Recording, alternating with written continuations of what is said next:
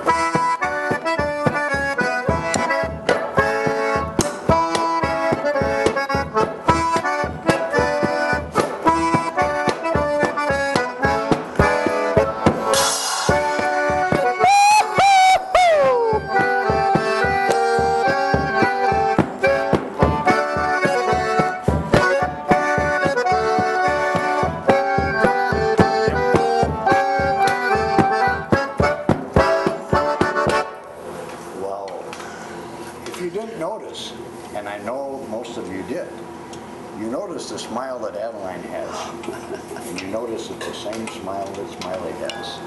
Wow. You can talk about all the stories you want where you got your nickname from, but I can tell you something. That just came along because of your mother. Oh yes, definitely. No doubt about that. She's as smiley as anybody I've ever met in my I life. usually don't do this, but I'll give credit where credit's due to my mother. You need to do that. and that's- Thank you. That's You're welcome, once in a while. Now, Wenzel Fisher was one that gave you some lessons and taught you the fundamentals and the right way to play a concertina. Is that right? Yes, I had probably 10, 12 lessons. He was a neighbor that lived west of our farm, about 3 miles. And about every other week or whatever, I was given, I think, $2 or $3 for a lesson. And I went down there and he taught me correctly. He really did. He did. And Yeah. it paid off.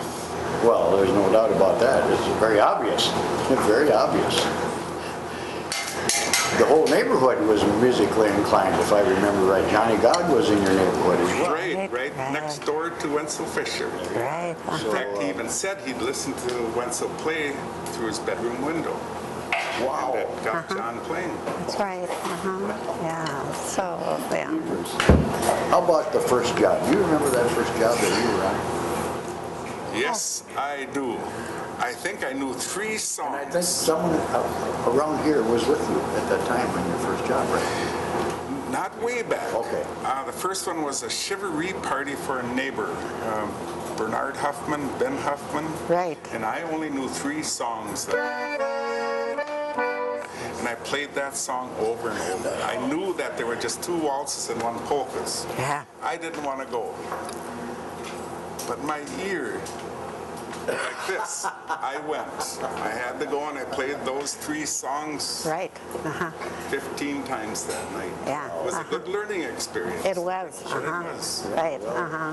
Anytime, you know what, today is still a learning experience for me as far as I'm concerned. That's right. And you always learn so much, especially sitting this close to Adeline and you. Now, normally I don't get to do that. No. You always have me about 4 chairs away. Right. Yeah. For safety. But that's okay.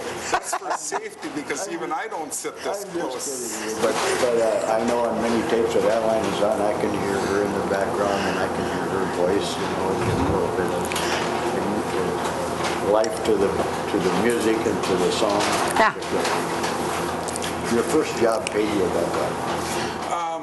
$1. We each got paid $1. It was Mom and me at Floyd Muntz's Southside. Southside Tavern. Okay. Yeah. We got paid $1. Oh. Then there was another musician. He's, I think, long since passed. Who was the short guy? Frankie Bry. Bry, Frankie Bry. He played the trumpet along with us. Okay. Right. So, That was at the South Side. Southside Tavern. Oh, man. And then one of the, I might jump ahead of here a little, but we used to play occasionally at Bodega Bar in Mankato.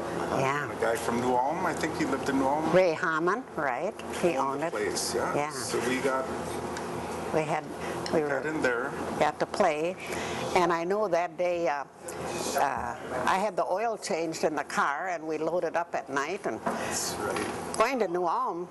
I mean, to Mankato, the red light went on, the oil light. Son of a gun, I thought. But we got down to Mankato, across the street from the Bodega Bar was a filling station, so I went right in there, and at that time, the attendant came out and did everything for you yet, you know. So I says, check my oil. He took out the dipstick. Sure enough, it's low. He poured in a quart. Still low, so he poured in another quart. See, I says, lean out the window, you better look underneath, maybe it's running out. And he looked underneath, it was running out. Oh, I thought to myself, oh my goodness, oh my, oh my, oh my.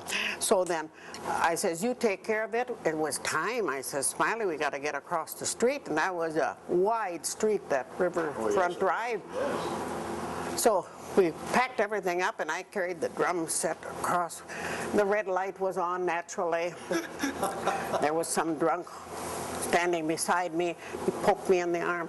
Are you in a parade? I says, yeah, follow me across the street.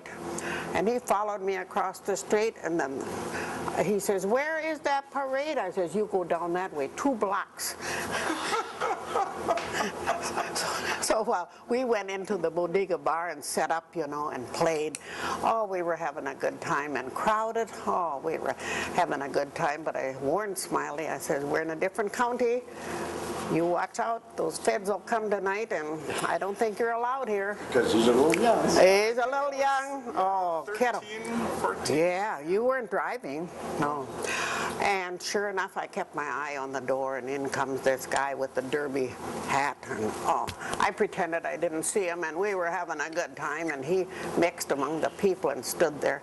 Finally, he came over, and he said, ma'am, give you 15 minutes to get out of here. I says, I'm his mother. He says, makes no difference. Out you go. And then he tugged me a he little. tugged at Smiley, and I took my stick and I just hit it across the wrist. Well, he wasn't going to take the concertina player along. So he left then, and when the crowd found out about that, they just said, we're going to arrange a party out in the country, and you follow us all out. So we packed up, and I don't know where we were, but we played till midnight, or we had a good time. Yeah. So that was the end of the bodega bar until... I know. Yeah, it was. But we had a blast. Another song. Yes, Yeah. we do. There's one in here somewhere. Okay. We're going to play some of the songs that we used to play way back when. So I'll be playing a lot of... Yes, Yeah. that we played together. Great. yeah. Right. Okay, good.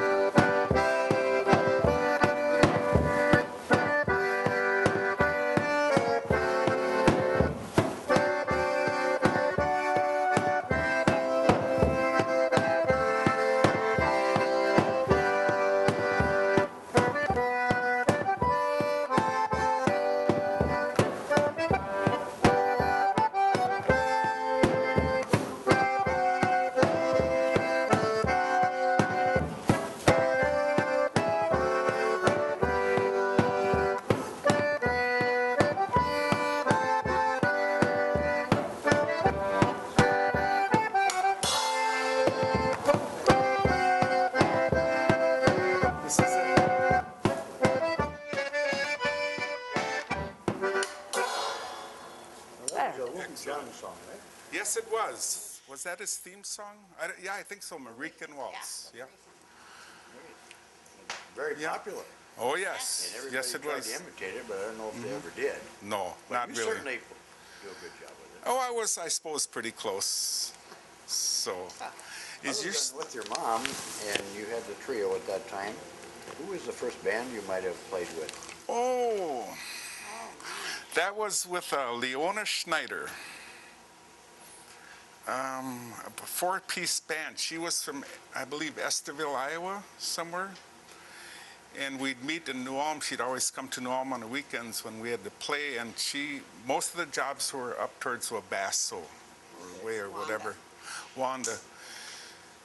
And boy, I was still 13 or 14. I didn't have my, I was 14. I didn't even have my driver's permit.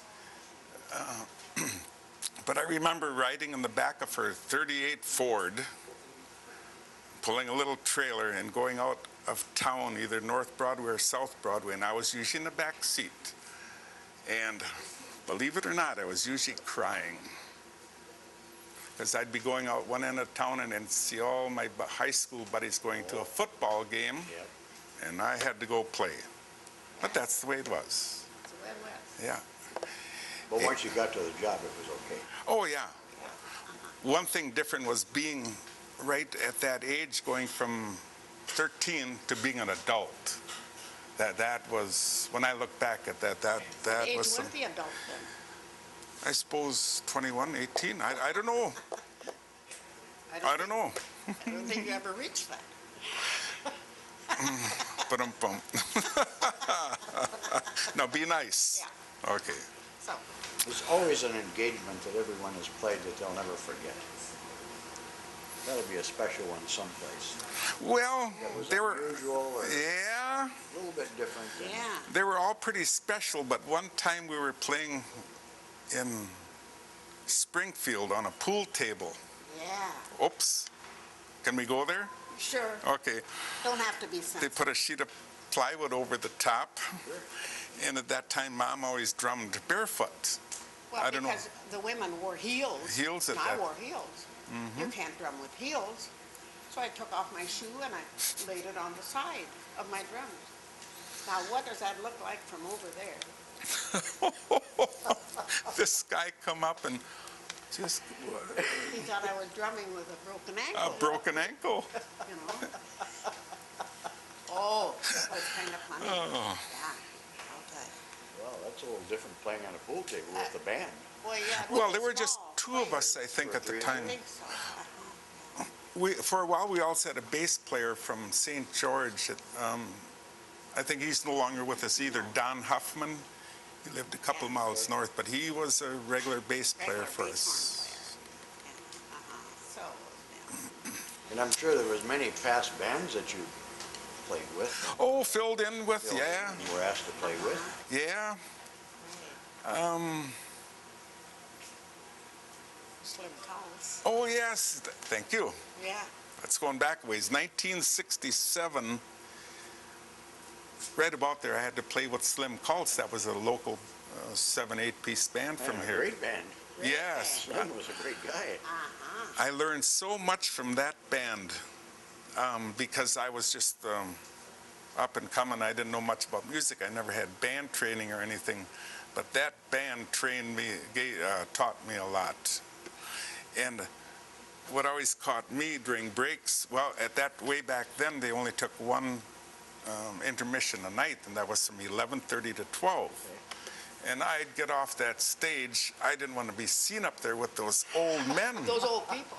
They were in their 50s, maybe 60s or 50s, and they were old. That was old. That was old. Uh-huh. Yeah, Al Kopetsky was in that group yet? right. Oh, yes. Yeah. Uh-huh. And, yeah. Well, I think there's... I've got another question about that, but I'm going to come back to that Okay. when you play another song. Yes, we will. How about the Fisherman Waltz? That's another one we first started out on.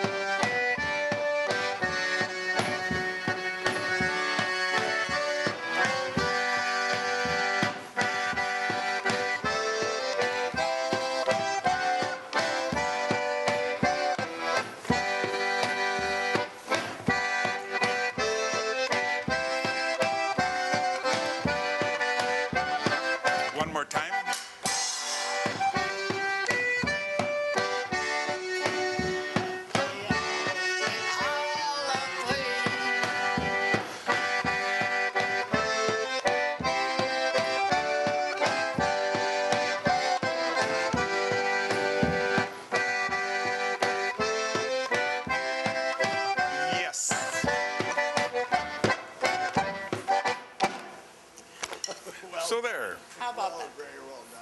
That was one of Slim Cult's favorite tunes that we Yeah. did, The Little Well, Fisherman Slim Waltz. kind of pulled one on you one time. I know that you can read music very well, obviously, but you were always nervous about playing with a big band. But I know this for a fact that something happened with the music. Now, tell us that story. You tell her. Oh, okay, I will. When I played with Slim Cults, this was 1967, I would have been 19, somewhere around there. I had two satchels of music, always drag around. Yep, Oh, he was proud of that music. yep.